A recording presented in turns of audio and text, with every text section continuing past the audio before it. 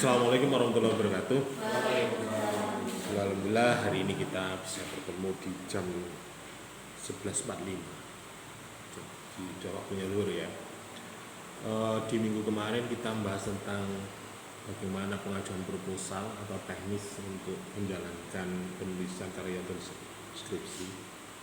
Hari ini kita mencoba mengulas sedikit banyak tentang isi atau tahapan atau sistematika di dalam penulisan karya ilmiah, khususnya tugas akhir. Dan yang paling penting adalah terkait dengan ilmu pengetahuan. Yang perlu kita pahami mungkin juga di metode penelitian itu mungkin juga sering diulas, cuma tidak semendalam itu. Coba biasanya di dalam sebuah penulisan proposal atau karya tulis ilmiah itu ada babnya, ada kalau di UNIM itu disepakati biasanya ada 5 bab, ada yang 4 bab, ada yang macam-macam tergantung. Tetapi untuk S1 paling rata-rata ya 5 bab itu. Kalau S2 mungkin lebih banyak lagi, S3 mungkin kajian lebih banyak, tapi ya tergantung. Anda boleh menggunakan standar, tetapi standar minimal S1 itu ya wis 5 bab itu ya. Bab pendahuluan, ya marono apa jenenge, landasan teori, ada pembahasan data dan analisis itu, kemudian kesimpulan. Nah, biasanya di dalam kampus-kampus yang lain itu punya gaya selengking. Bahasanya itu istilah yang digunakan. Bab 1 itu apa, isinya apa. Kadang tuh dibedakan tinjauan pustaka penelitian terdahulu itu masuk di bab berapa seperti itu. Tetapi ya tergantung itu kebijakan dari universitas atau dari fakultas masing-masing. Tapi kalau yang biasa di UNIM itu merujuknya ya dari statuta yang ada. Statuta itu menjelaskan produknya UNIM, karya tulis ilmiah UNIM itu harus seperti apa. Itu secara umum biasanya di statuta. Kemudian di universitas ada peraturan akademik, kemudian di prodi atau kesesuaian di dalam kajian pemerintahan. Itu artinya bisa gitu. Nah, ada istilah landasan teori, kalau kajian pustaka, nah itu tergantung pada kemampuan kita. Sebenarnya hari ini atau besok itu ada seminar tentang penelitian kualitatif dari Profesor Burhan Bunging yang di Serbumasnia kemarin, dan banyak logika-logika penelitian yang mungkin tidak sesuai, mana yang penelitian kualitatif, mana kualitatif biasanya beda. Kalau Burhan Bunging memang terkenal, beliau itu sejak saat kuliah sudah melanglang buana di dunia metodologi penelitian. Sampai Pak Prof. Sugiono itu banyak dikutip teori-teorinya tentang metodologi penelitian. Nah, mereka ini termasuk, Burhan Bunging ini termasuk penelitian ilmu sosial ranking 1 kalau nggak salah di Indonesia. Oke. Nah, yang kita bahas hari ini adalah bagaimana sih membuat latar belakang atau pendahuluan bab 1. Latar belakang ini berisi uraian mengapa suatu judul itu dipilih dalam fenomena yang terjadi. Biasanya jenenge latar belakang. Latar belakang. Ditenono latar belakang. Ojo jenenge sing banyak itu koyo kajian teori. Latar belakang itu wis gak ngomong teori, ngomong masalah. Makanya saya sering mengatakan ketika membahas judul, ojo judulnya temane opo. Nah, ketika Anda menemukan tema, mesti ini awal yang ditemukan itu masalah di sini. Kok persoalan David, kenapa saya ngomong horor? Karena kehidupannya horor gitu ya. Jadi Anda membaca fenomena sound horor itu, kok akeh desa-desa hari ini mengadakan itu. Banyak pelaku usaha di dunia musik, dunia sound yang kemunculan atau mulai nemu riyo lah. artinya tanggapan akeh, biasanya tanggapan punya hajatan, tapi ini disetel di jalan. Fenomena ini juga menghasilkan, dan itu tidak murah gitu loh.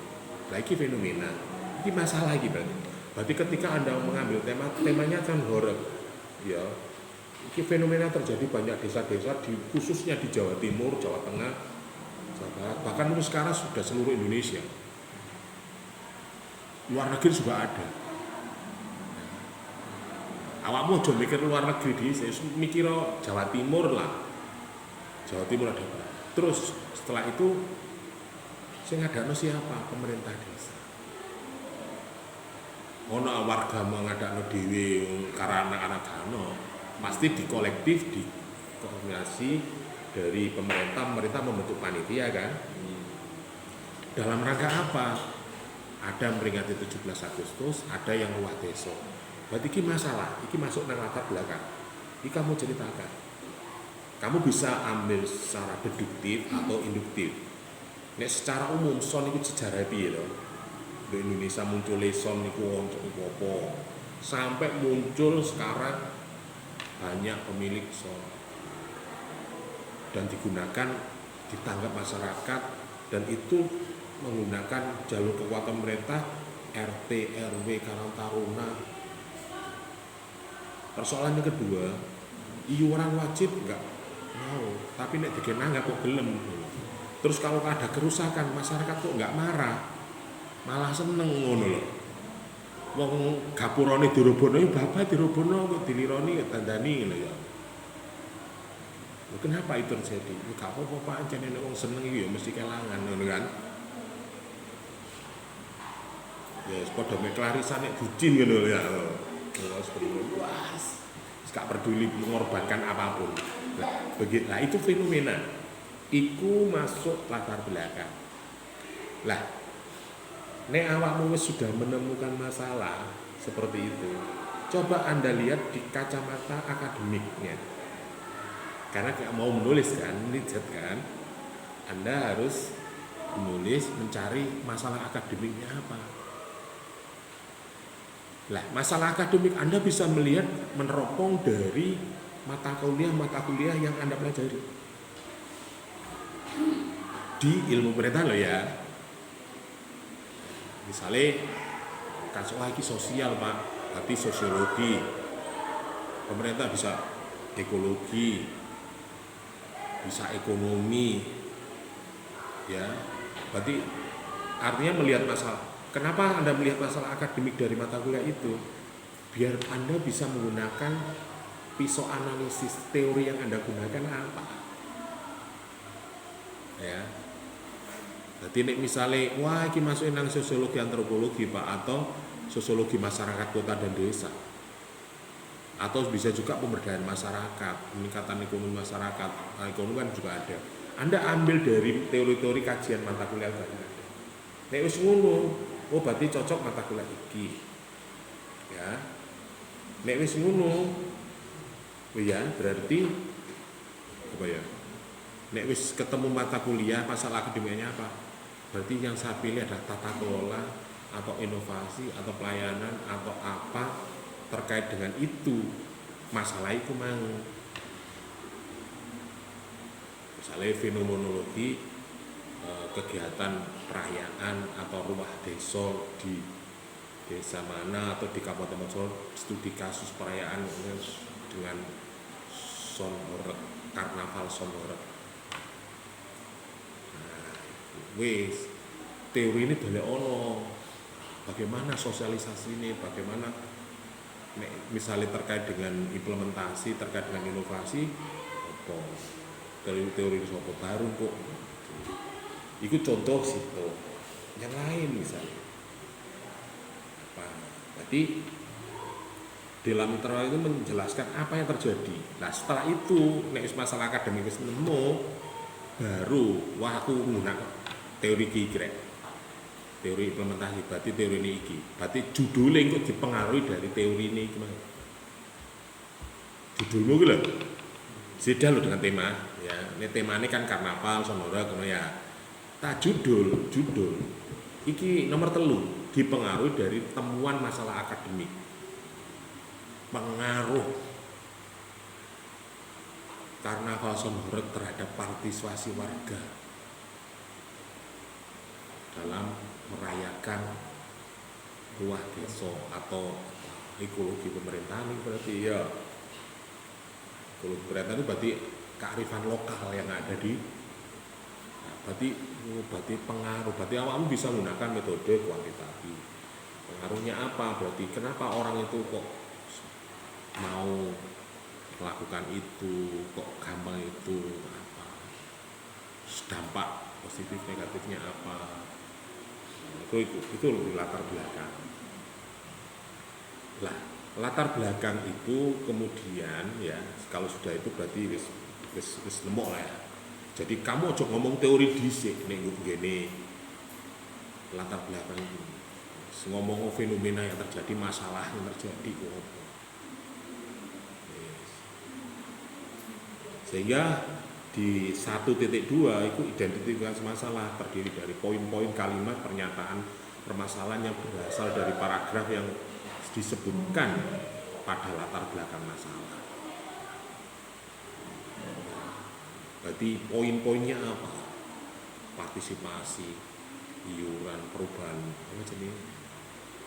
masyarakat, ekonomi masyarakat, budaya masyarakat, pelestarian budaya masyarakat. Kadang kan temanya ditentukan. Sampai temanya budaya Mojopahit, budaya Jawa. Tapi kan diiringi son ngono lho. Lah iki kan, iki masalah. Di pelestarian budaya. Lah setelah itu nek wis ngono sing kok kepengin roh apa iki lho. Ayo Pak, aneh Pak. Berarti yang saya ingin tahu itu kok ngomong kok gelem ngono lho. Intinya kan itu kok mau berpartisipasi dengan mengeluarkan anggaran yang mungkin cukup besar. Bayang lo satu karnaval itu nek 1 M habis lho. Ayo. Saiki nanggap sone ada yang 50 juta. Sone tok. Seragame. Konsumsine. Rapat-rapate, latihan-latihane. Iku sak RT lho ya. RT. Terus ijine piro? 200 juta. 150 juta lho. Kok larang Pak? Mbok polisi kok.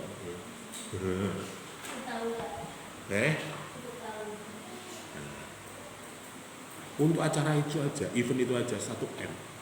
Bayang no, 1 M untuk 1 event itu. APBD-nya berapa desamu? Keloramu? Kan 1 M. Setahun loh ya. Nah. Kira-kira setahun kira-kira ya buyar. Nah, itu fenomena kajian pemerintah, kajian sosial, fenomena di pemerintahan desa. Dan desa itu bersaing antara desa satu dengan yang lainnya. Iku nek ngomong desa. Nek kadang tiap RT pun RT kono ngundang ini kene mau elok ngene. Iki contoh. Iku berarti Mas. Lah, nek wis ngono masalah yo apa iki berarti yo? Baru muncul pertanyaan bagaimana adakah foto apa? Rumusan masalah tergantung dari masalah akademiknya, apakah tata kelolanya, apa pendekatan masyarakatnya, atau memang kultur, budayanya, sosiologi masyarakatnya. Misalnya Medali itu kan terkenal wilayah desa santri rek, opo gelem nanggap Sonhoreg. Yo gak apa-apa, jenenge wong itu yang seneng, tapi kan kudu ono terakhir Medali bersolawat didampingi Sonhoreg. Kayak kemarin itu kan didampingi selawat Medali bersolawat, sonnya Brewo sama Dufasol sama 3 son battle mendampingi gitu, dan pengajian. Iku terus burung itu mang fenomena lain, artis-artis budaya-budaya lokal sing gak masuk dunia entertain di televisi, tapi di YouTube kuat. Wah, ya. Dikuat, kuat. Dan itu ada perputaran ekonominya gitu loh. Menjadi profesi, menjadi pekerjaan. Itu menjadi pertanyaan. Oke, setelah itu 1.3 setelah Anda menemukan rumusan masalah apa Anda rumuskan. Nah, rumusan masalah ini adalah kata kunci untuk langkah. Artinya di kerangka pemikiran opo sampai teori ini yang digunakan apa itu tergantung rumusan masalah itu. Nek adakah pengaruh berarti undang metode kuantitatif. Nek bagaimana itu berarti menggunakan metode kualitatif. Nah, nek wis ngono baru nanti ruang lingkup penelitian. Jadi batasan. Nek ngomong fenomena masalah kan nyambung nanti nang ekonomi, nang politik, nang sosial, nang agama. Nek nang agama apa? Pengaruh fatwa MUI terhadap Sonorek di Jawa Timur. Kan ono iku fatwa. Kuat enggak? Kuat di masyarakat. Pemerintah tidak melarang. Agama pun sebenarnya ya tidak melarang musik. Sing gak dilarang kan joget, nggak ada efeknya. Musik alami. Wong Rasulullah tahu ngundang Sonorek kok. Keliru ya? Enggak. Kalau zaman Rasulullah mungkin nggak ada Sonorek, tapi pemain musik. Kalau saiki ngono apa ya, pemain biola atau apa? Jadi sahabat kan itu pernah mengundang grup musik, diundang di acaranya Rasulullah. Itu ada. Itu. Ya, jadi ruang lingkup itu adalah biar tidak melebar, Anda batasi. Saya hanya meneliti permasalahan yang ini saja. Jadi batasan penelitianmu, fokus penelitianmu jelas. Ini awakmu ruang lingkupmu gak jelas, nanti awakmu dibantai oleh dosen-dosen yang lain dari sudut pandang yang lain. Ini awam Pak, saya hanya sebatas ini yang saya itu. Saya tidak berbicara politiknya, saya tidak bicara tentang ini, saya bicara tentang ini. Yang teori saya gunakan ini. Titik. Yakin yang lain gak wani debat wani. Ini awakmu cek batasanmu ruang lingkupmu gak jelas. Wah ini sebaiknya begini, teori yang gunakan ini, bongkar kabeh, pecah, gak mari-mari bro. Jadi itu. Kemudian setelah Anda memahami itu, batasan penelitian atau ruang lingkup penelitian Anda, terus batasan apa? Sebatas ini. Pak, saya hanya meneliti dari efek ekonomi, efek domino dari atau efektivitas dari itu. Karena rumusan masalah saya ini, teori saya gunakan ini, nanti batas penelitian saya ini. Titik wis. Kalau Anda yang lain silahkan. Itu dilanjutkan, dikembangkan dalam penelitian berikutnya. Itu masuk kepada tujuan penelitian. Nah, tujuan penelitian itu menegakkan harap yang hendak dicapai dalam menyelesaikan masalah itu. Tujuan itu harus sejalan dengan rumusan masalahmu. Ojo tujuanmu gak jelas, gak searah. Biasanya tujuan itu apa? Mengembangkan ilmu pengetahuan, mengembangkan kajian itu, atau memantik istilahnya itu hanya satu sudut. Itu sisi ekonomi, sisi partisipasi masyarakat, kerukunan, keterlibatan. Terus efek dampak dari itu apa? Ono sing masyarakat tambah gegeran ya ono. Gara-gara dibatasi. Warte kono 8 sapene 6 sapu setel lagi air wame, dulu cak tonggone. Bahkan ada apa yang saya amati itu warga RT itu malah bercerai-berai. Turunane gak podo, ono sing gelem bayar gak bayar. Tetapi ya tetap ya artinya lebih banyak. Kemudian tujuan penelitian, baru 1.5 Anda pengumpulan data, menjelaskan ini masuk nanggini metodologi. Biasanya di kita ada masuk di bab 2 ya, metodologi penelitian itu biasanya bab 2. Tapi di sini ini secara umum aja. Jadi cara pengumpulan data. Jadi dari tujuan penelitian ini masuk ke metodologi ya. Jadi ruang lingkup itu ngomong metodologi, ngomong berarti menurut masalah itu menggunakan metode iki, tujuan iki, lokasi penelitian iki, metode pengumpulannya apa? Anda melalui pengamatan atau melalui observasi, langkah-langkah pengumpulan data dan skema itu ada wawancara, observasi, kuesioner, apa terserah. Jadi saling mendukung. Anda mengamati berarti setelah itu, setelah ada atau setelah terjadi atau bagaimana.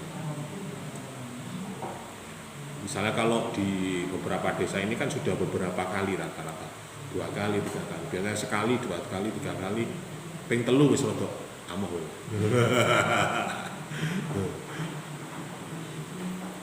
Nek sing pisan pindho ngono ya, Cicik.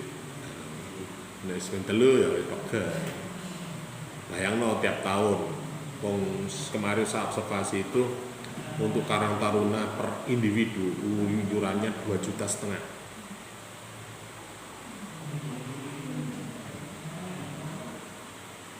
Karang Taruna 1 juta 2,5 juta. Kamu boleh ya, sumpute lho ya. 2,5 juta. RT ini 500.000 per rumah. Ya, piro itu? Kadang RT itu untuk keluarga ada, untuk anak Karang Taruna sendiri, Karang Taruna RT urusan sendiri. Makanya gede-gede. Nah, itu lah. Contoh itu lah. Kemudian skema penelitian ini menjelaskan tentang alur penelitian. Biasanya itu yang gini itu kerangka pemikiran. Rumusan masalahmu apa, tujuanmu apa. Kemudian kamu menggunakan analis teorinya apa. Nanti tema besarnya apa, judul umum ya. Temanya apa, baru kok pecah kene, seret, teori yang kamu gunakan apa, masalah akademik untuk menjawab masalah apa.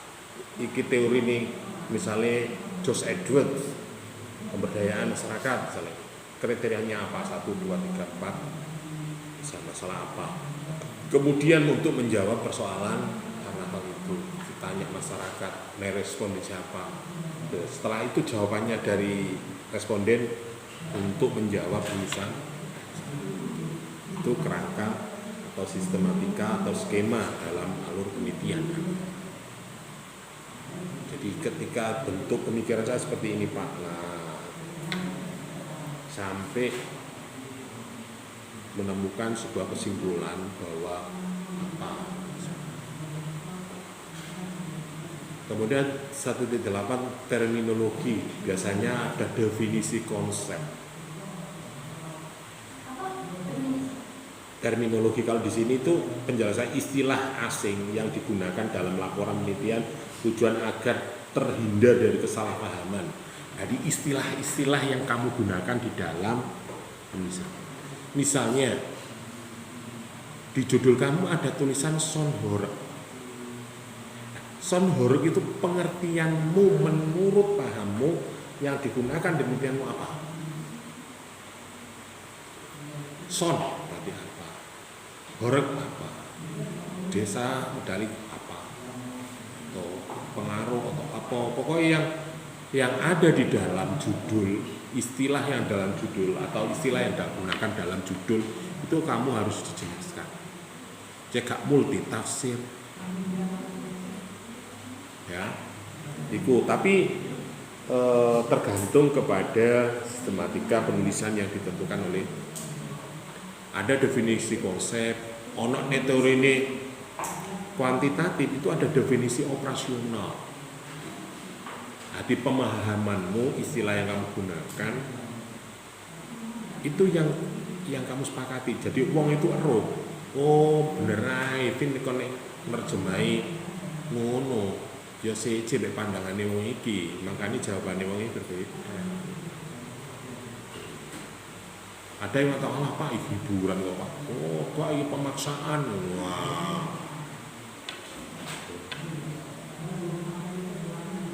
Itu kewajiban atau tidak? Tidak. Jadi ada definisi konsep itu kan bahasa kita itu kan macam-macam, ada bahasa ilmiah, ada bahasa baku, ada bahasa apa anu. Ya. Nah, setelah bab 1 2 itu biasanya kalau di kita itu biasanya bab 1 itu sampai batasan penelitian atau tujuan penelitian.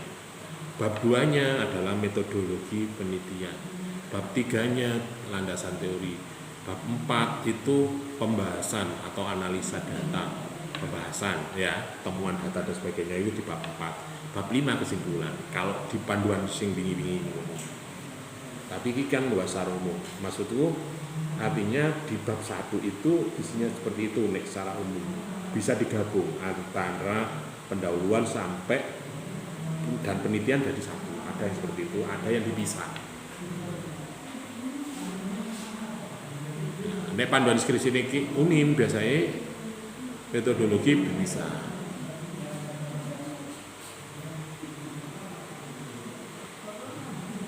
Lah, kemudian di bab 2 ini nek di bukuku ya, landasan teori itu sebagai dasar pemikiran yang relevan. Artinya di landasan teori itu sebagai referensi rek.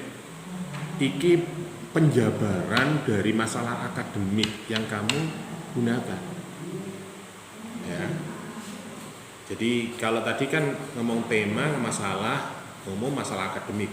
Nah, masalah akademik itu kamu jelaskan di landasan teori. Jadi teori ini siapa sih kok bahas rumah? Maka di sini digunakan untuk mengevaluasi pijakan meneliti. Misalnya judul mengenai fotografi dalam perikanan, maka yang dimuat adalah teori tentang berkaitan dengan fotografi dan perikanan yang terkait. Ini nek fotografi. Nek misalnya ngomong tentang fenomenologi masyarakat, fenomena masyarakat, ya teori fenomenologi. Ingin apa ngene kalau musiman, berarti kan fenomenologi. Tapi ini kan menjadi gaduh, menjadi suatu program agenda besar di masyarakat.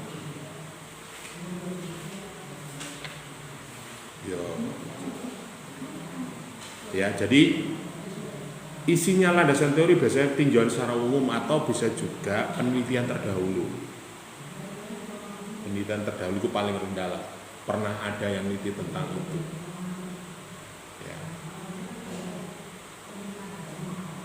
Tinjauan umum itu berarti acuan teori atau pengetahuan yang berkaitan dengan proyek rancangan yang diambil, literatur, referensi. Teori yang digunakan harus relevan dengan tema yang Anda teliti. Ojo nyimpang rek. Mosok ndase PT awake bebek. Metodologi ini mentok. Kok akhirnya ya apa ini kecil?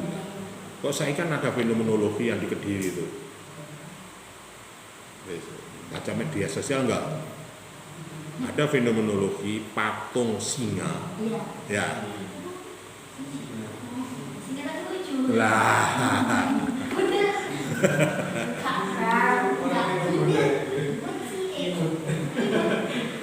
Itu kan berarti wis perkawinan silang Pak antara kucing kan. Nek kucing itu kan ono Garcia, ono apa kan? Iki kok harimau? Jadi sama kayak patung di Besi Bangga, patung gajah. Cuma saya lagi gitu. Kayak satu miliar. Sing ikut ya. Sing tempat yang itu loh Pak. Itu viral karena gara-gara barengan ambek ini loh. Sing patung kerdes itu loh. Sing di penyu kan? Iya, sing penyu itu loh. Itu kan gabung sama itu kan.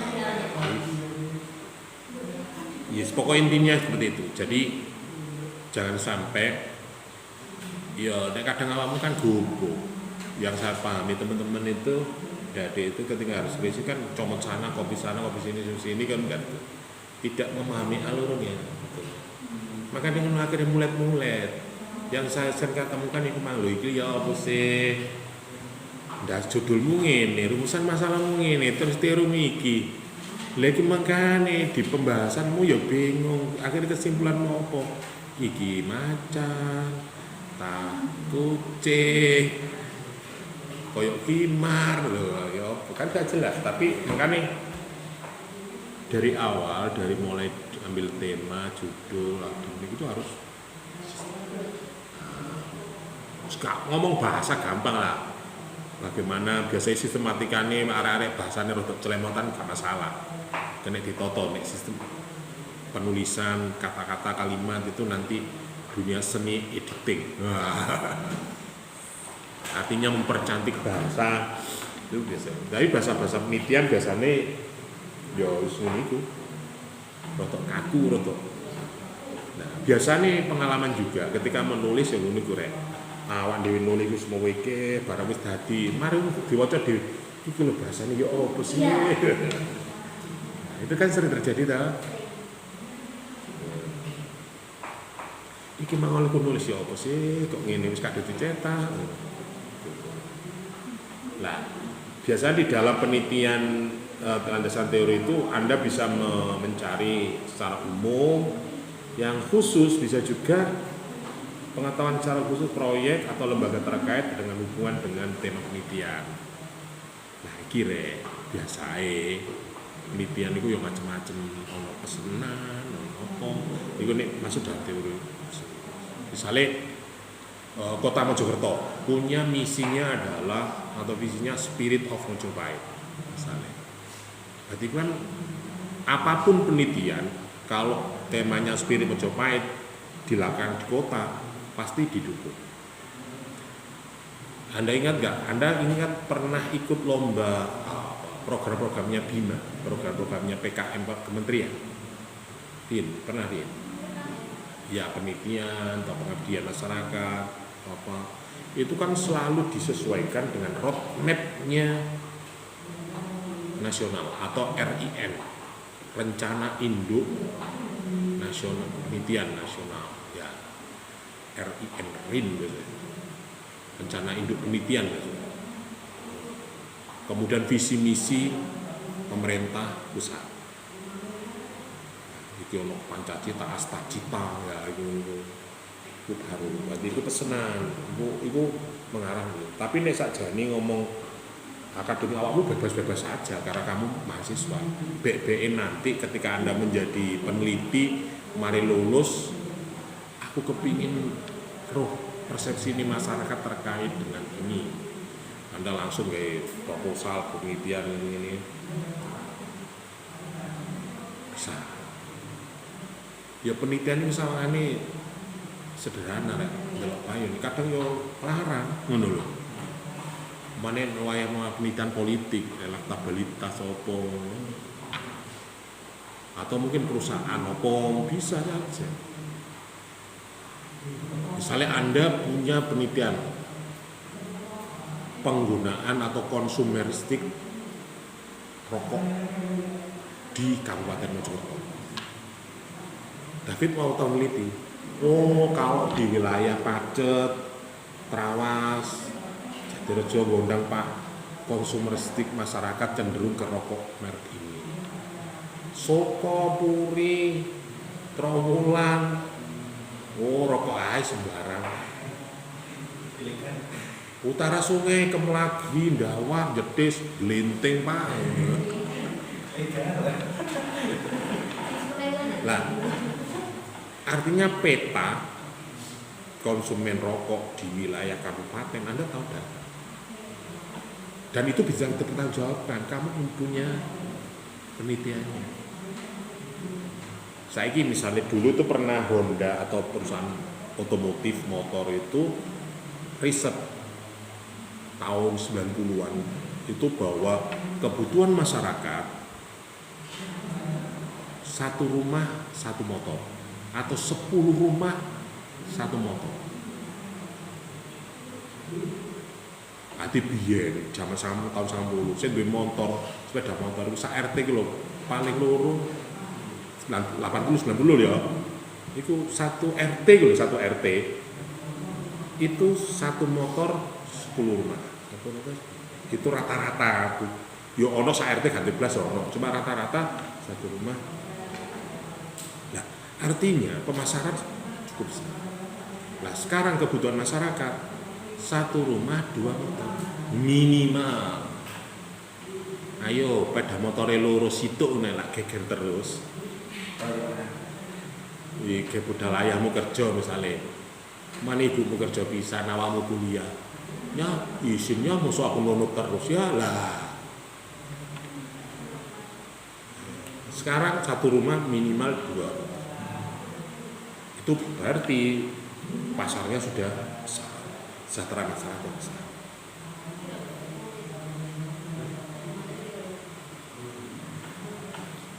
Pembuluk.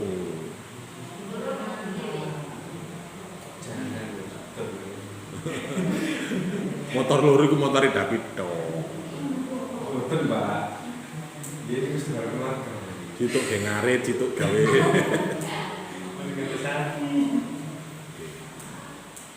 Ono riset tentang kopi, minum kopi. Dalam 20 orang ada 2 atau 3 orang yang minum kopi. Itu pun tahun berapa? 2010. Ya. Iku penelitian loh ya. Iku artinya, berarti konsumeristik peminum kopi di Indonesia masih rendah, sedang, tinggi, dan nenek saiki dari 20 orang Kopi sebuah.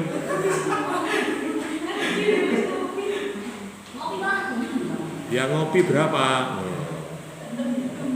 Ya 15 Pak. Berarti kan 75%, berarti konsumen kebutuhan kopi besar. Iku penelitian Pak. Peneliti mana? Sejauh mana tingkat keinginan masyarakat untuk melanjutkan pendidikan perguruan tinggi atau jenjang pendidikan. Wilayahmu kok beda no? Atau bandingno antara kabupaten dan kota. Ya, misalnya minat masyarakat dalam melanjutkan pendidikan ke jenjang lebih tinggi lebih besar mana? Masyarakat kota apa masyarakat kabupaten? Atau sekarang dibandingkan utara sungai sampai selatan sungai, Kemlagi sampai Dakwar, Jetis itu yang tinggi banget. Justru yang di wilayah pinggiran ini padahal banyak yang anaknya kepingin kuliah. Sehingga kota wis gak sakta kerja ibu, kesuwen kuliah mikir tambah apa ya.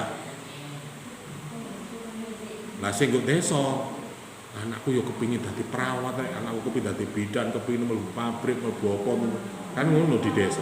Akhirnya anaknya dikuliahno. Sehingga kota apa mikir terus nyambut gawe nang rabi lah wis Bu. Nah itu sejauh mana tingkat minat masyarakat dalam melanjutkan pendidikan jenjang yang lebih tinggi atau ke jenjang perguruan tinggi.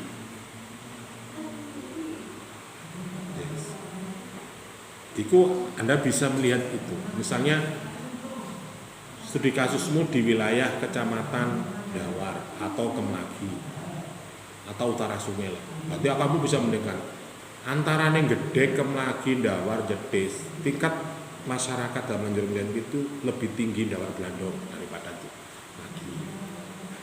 Kenapa? Wong rada desa kepingin lete. Iya Pak, lete Pak. Mungkin bisa terjadi. Nah itu berarti tinjauan khusus.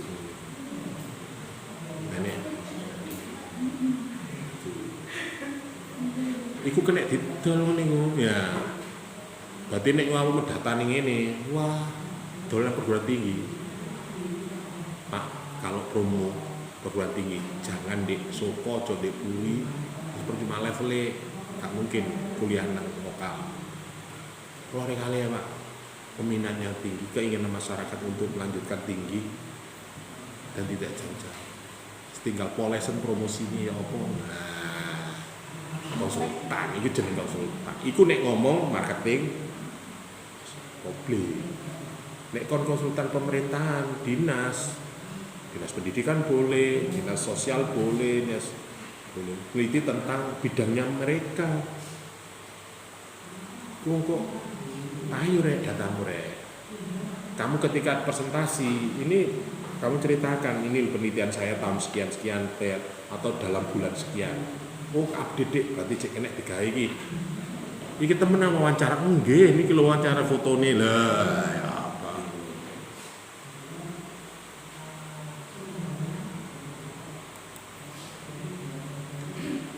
Kemudian di bab 4 setelah landasan teori itu 4 itu data atau analisis masalah atau analisa data atau temuan data istilahnya itu betul, atau bisa juga pembahasan. Biasanya kalau di kita itu bab 4 isinya 1.1 itu deskripsi wilayah, artinya gambaran umum tentang lokasi penelitian profil.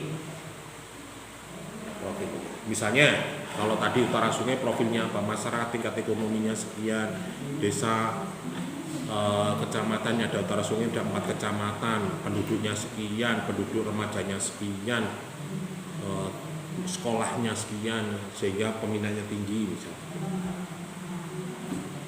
Jadi profilnya objek atau penelitian Anda, bab 4. Setelah itu baru temuan atau pembahasan penelitian. Jadi di situ Anda membahas tentang penulisannya, tentang judul Anda tadi apa, rumusan masalah Anda tadi apa, pengaruh tingkat pendidikan, pengaruh fenomenologi masyarakat, baru Anda bahas teorinya. Teorinya begini, temuan data hasil wawancara saya seperti ini. Paragraf berikutnya analisis. Dari teori dan temuan artinya gak nyambung Pak. Berarti teori ini tidak fungsi di masyarakat. Atau memang benar. Ketika ada teori bahwa wong seneng iku kelangan, berarti yo bener Pak.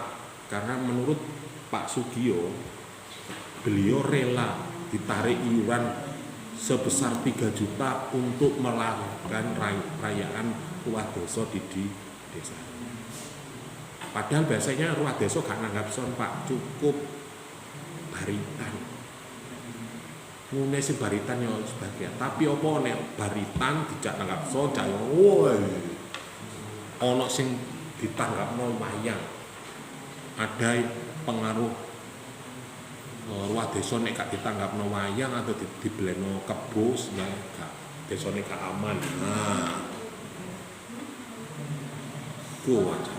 Berarti Anda menjelaskan di bab 4 itu objek penelitian Anda, profilnya lah paling tidak, yang sesuai dengan, sehingga pembaca atau temuanmu itu di pembahasan temuanmu dhisik kamu tulis di paragraf pertama penemuan atau teorinya baru pembahasan. Atau teorinya apa? Jadi berdasarkan rumusan masalah bahwa adakah pengaruh, adakah kok berdasarkan teorinya Clifford Geertz, masyarakat Indonesia adalah seperti ini. Ternyata berdasarkan penelitian, wawancara saya dengan siapa-siapa, beliau menjawab gini.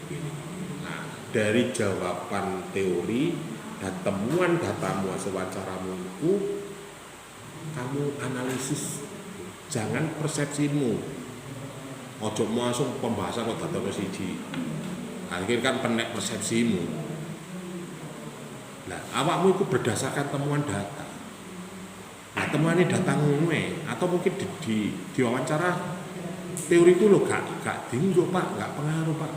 Ternyata sekarang itu pengaruh ekonomi terhadap partisipasi itu gak pengaruh Pak.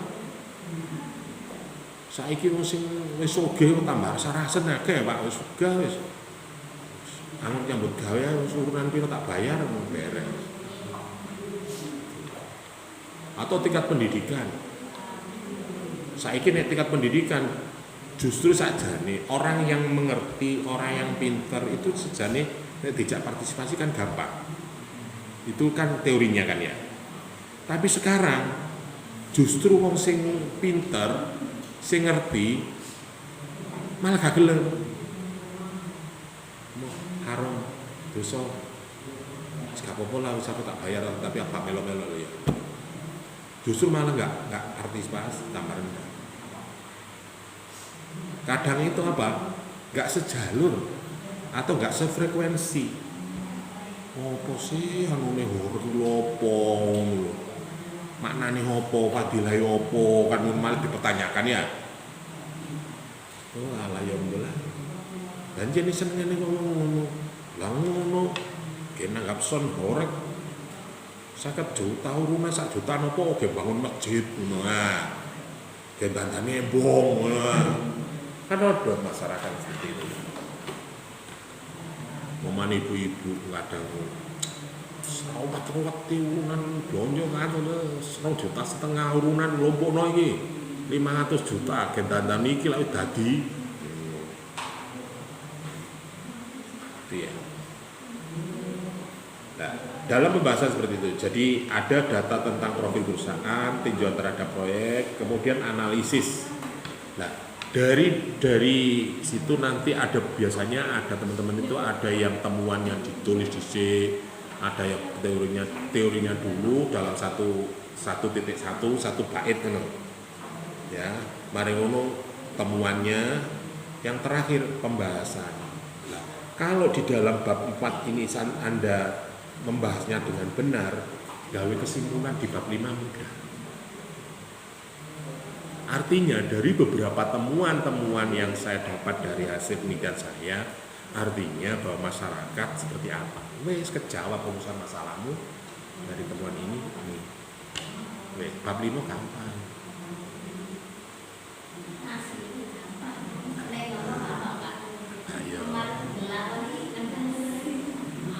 Yo, karena fenomena di masyarakat macam-macam. Artinya tantanganmu di lapangan juga macam-macam. Ya kadang musim pada bejat, sing awake loro, sing ibuke loro, sing wis ono ae. Tapi wis itulah tantangan hidup. Mesti ku ono. Ya tidak harus kadang ya disengaja. Kalau misalnya muteka, mutenes, ya dijarno, pusing. Berarti misalnya nek muteka, lah yo hupon iki nek mute wis gak nyaut ya, wis dijarno gledak wis. Dijar ngopi seminggu wis gak tepok buku, gak apa gak urus.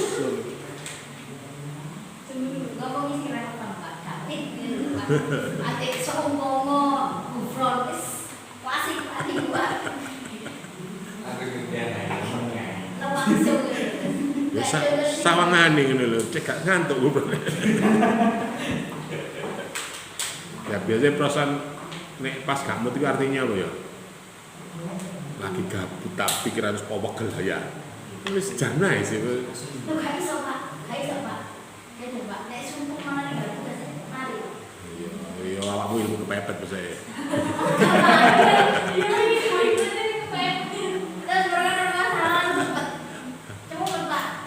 Makanya perlengkapan dalam penelitian skripsi itu biasanya ono kopi nih, ono musike, ono masalah. Iya. Saya dulu itu sampai kan tak ewangi nyelang gitar loh. Aku lo gak iso gitar tapi aku nyewa gitar.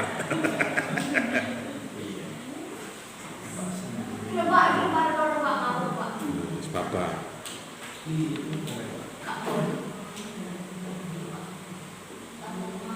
Ya, jadi ngono. Jadi kesimpulan itu paparan mengenai hasil yang didapatkan hasil penelitian dilakukan supayakan kesimpulan itu bersifat rinci, spesifik jumlahnya permasalahan yang ada di bab 1. Nenek rumusan masalahmu siji ya siji ya. Masalah loro ya lho. Ya. Nah, setelah kesimpulan, nek kesimpulan itu kan berarti muncul saran toh, Nggih. muncul apa jenenge rekomendasi kan. Nggih. Sakjane iki wis apik, Pak.